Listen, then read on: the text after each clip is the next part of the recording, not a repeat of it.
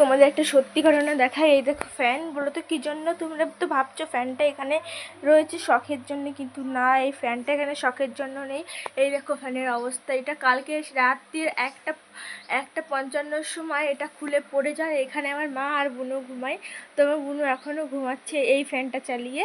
তো দেখো এখানে পড়ে এই স্ট্যান্ডে বাড়ি খেয়ে এর নিচে এসে পড়েছে। তারপরে ফ্যানটা এই যে পাখনা দুটো ব্যাকা হয়ে গেছে। তোমার মা এটা সোজা করে রেখেছে।